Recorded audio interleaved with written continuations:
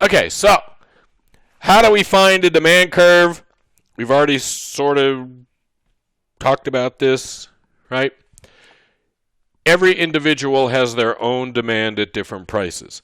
So if the price of basketballs is $45, everybody has a demand for how many basketballs they want. If the price of basketballs is $20, everybody in the country has a demand for basketballs at $20.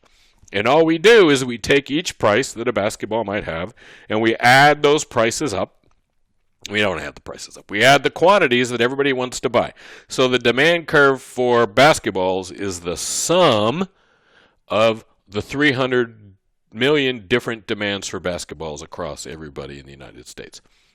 So if Candace Parker wants 3 and LeBron wants 23 and Steph wants 30 basketballs at the price, those 3 people need 56 basketballs. And that's how we develop a demand curve. It's pretty simple. Demand curve is about willingness to pay. It's not about what I actually paid. It's not about what I want necessarily, because there's lots of things I want that I'm not going to buy because of the price. It's about how much am I willing to pay for something. Okay? Willingness to pay. And where does that come from? Well, my willingness to pay for something is a function of the benefit it gives me. So we have this idea of marginal benefits. I am willing to pay for something up to the amount of benefit I get from it. If I'm getting $10 of benefit from something, I'm certainly willing to pay $5 for it. I'm certainly willing to pay $8 for it. I'm not willing to pay $12 for something that I value at $10.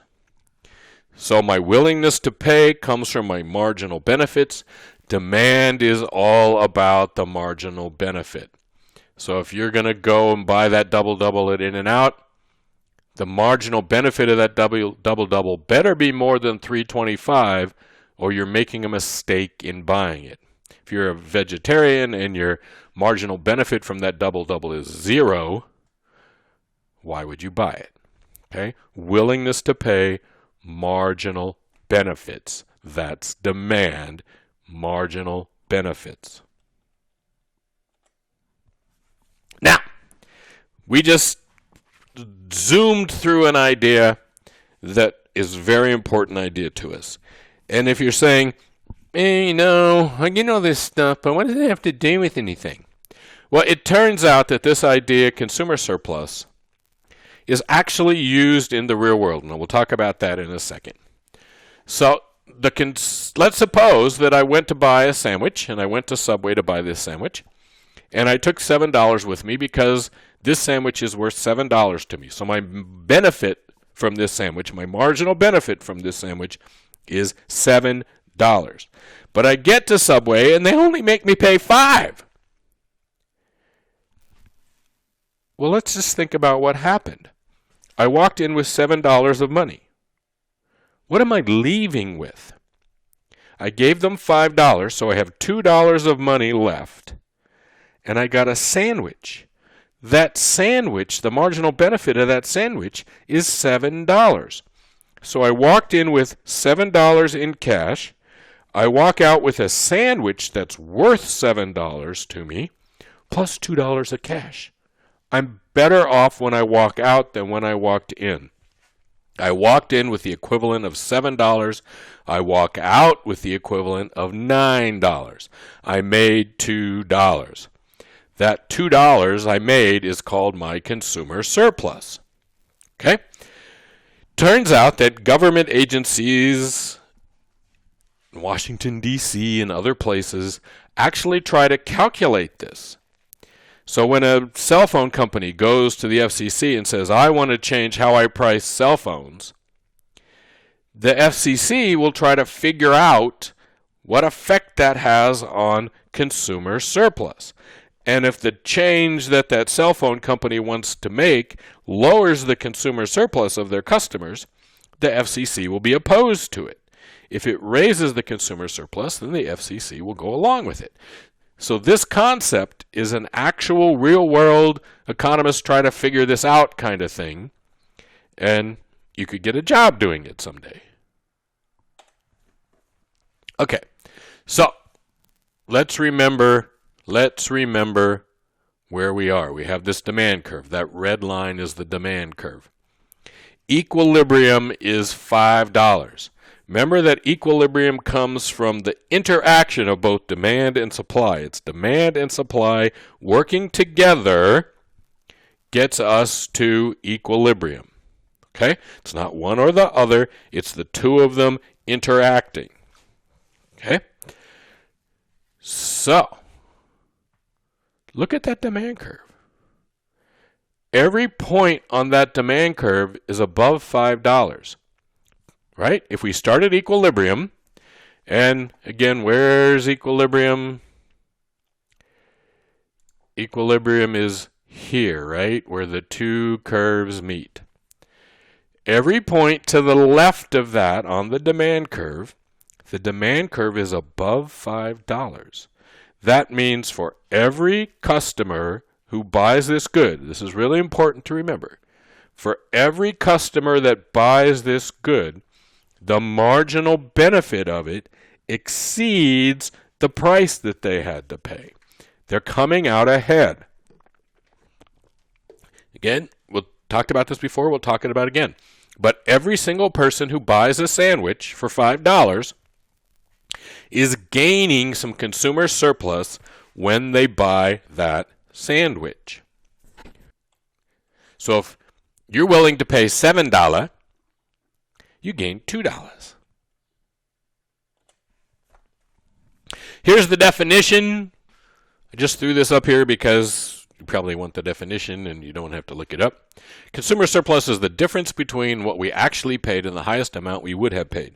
So if we would have paid, our willingness to pay was $7, we would have paid $7, and we actually paid $5, our consumer surplus is $2. We made $2. If we add up the consumer surpluses of all the consumers,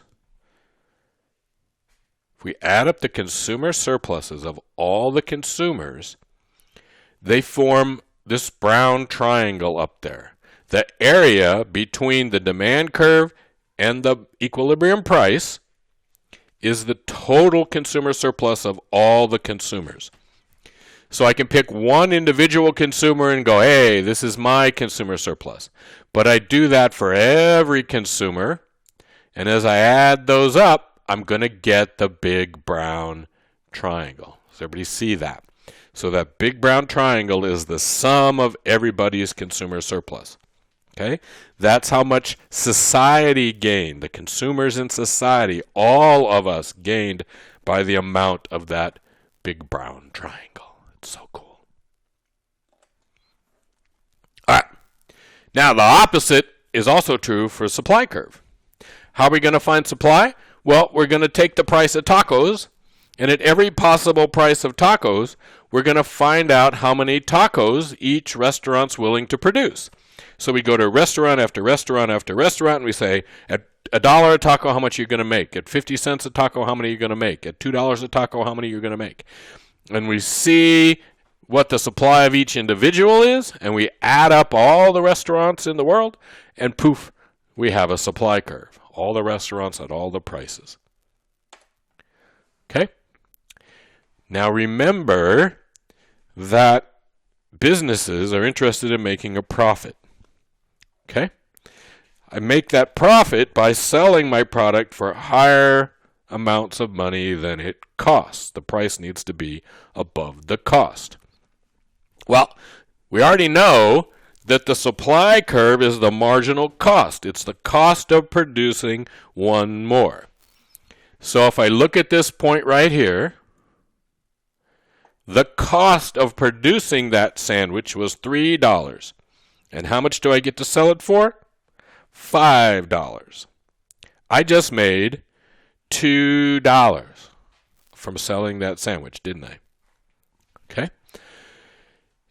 Every point on that supply curve to the left of equilibrium, I'm selling that product for more than it costs me to make.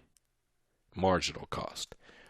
Okay? Now there's complications here. I still could be losing money, but we won't get to those complications till we get to a later chapter. But from a marginal cost perspective, and businesses should make their decisions based primarily on their marginal cost, I should definitely sell that unit right there because I'm making a profit on it. I'm making extra money. I'm making $5 over $3. So what are we going to call that? Well, yeah, we're going to call that producer surplus. So this difference right here, the difference between the price I paid and the lowest price I would have accepted, these guys, this company would have sold that sandwich to me at any price better than $3, right? So I would have sold it at a lower price. Think about this now, what we just have done from both a consumer and a business perspective. The consumer says, ha, ha, ha, ha, I'd have paid $7 for that sandwich and you only charged me $5. The business is going, ha, ha, ha, ha, I'd have sold you that sandwich for $3, but you paid me $5. So both sides think they're getting a good deal here. Both sides, the consumer and the business, both think they're getting a good deal. In this free competitive market, both sides are ending up better off. So what's the producer surplus of my sandwich? I sold it for $5. I would have sold it for $3. I made $2 extra. My producer surplus is these $2 extra that I made. Okay? The difference between what I actually sold it for and the lowest amount I would have sold it for. So, we have a big brown triangle of producer surplus too. That triangle shows us the difference between what the store charged and the lowest amount that they would have charged. So the producers are better off by the amount of that triangle. Both the producers and the consumers are better off because we did this thing. Everybody's better off. In a free, competitive market, everybody who participates in that market, the buyers and the sellers, are all better off after the transaction than they were before. Got that? In a free, competitive market, all of the buyers and all of the sellers who are participating in that market are better off after their transactions than they were before. Okay, so is the free market efficient? Well, there's this dead weight loss thing up there. I shouldn't have put it up there yet. Should have been flying in, but screwed that up, but that's okay. So the equilibrium in this market says $5 price and we sell $300. What if the businesses manage to charge $7? So the business is charging $7 and selling 200 sandwiches. Okay? Now, normally in a market, we believe that that couldn't last and that we'll get back to equilibrium. But for now, let's just assume that that $7 is a legitimate price. What just happened to my consumer surplus? Where's the consumer surplus in this? Imagine in your mind where the consumer surplus is. Is that what you imagined? Hopefully. Our triangle of consumer surplus has shrunk a lot. A lot. So at the higher price and the lower quantity purchased, the consumers are much worse off than they were. The consumers who are buying this product are still getting some surplus. But the benefit, the gains to the consumer are a lot less. Now, the surplus, let's look at the surplus that went away. So some of the surplus went away is this rectangle right here. Right? We have a rectangle.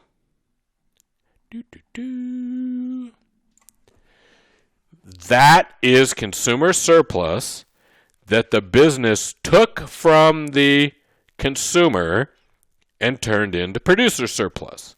So they took that away from me, that box, they took that away from us consumers, and they took it for themselves. Okay? Now, we can't say the society is worse off because they did that, because we had it and now they have it. We are worse off, but they're better off. And so society, But how did they get that from us? They got that from us by raising the price. And when they raise the price, some of us consumers are going to go, nope, not paying that. So if that sandwich was worth $6 to you, you were buying it when the price was $5, but you're not buying it if the price is $7. So we have a triangle over here. A triangle, another triangle, which I have cleverly labeled deadweight loss. Those people lost their consumer surplus, and the business did not get it. It just went away. It disappeared. And this area of producer surplus also disappeared. But they got all this in exchange for that. They're probably still happier. But the consumers are clearly worse off. So society is worse off. The businesses get more, but they get more from what they took from the consumers. But to get that from the consumers, they had to take away more than they got. Okay? So this is like I make a deal with you. I have $10. You take $7 of my dollars, and $2 of my dollars fly off into the air and nobody gets them. So just imagine that I had $10, the business does something, and they take $8 away from me, so I only have $2 left. Then it costs them $1 to get those $8 away from me, so they end up with 7. I end up with 2. I had 10 before. Between us now, we only have 9. That dollar is a deadweight loss. It went away, and nobody gets it. Okay? So we can say that society is worse off at $7 than they are at $5 because of this deadweight loss. The other way to say this is with our old buddy Pareto. I can make everybody better off, yes, and not make anybody worse off if I go from 7 to 5.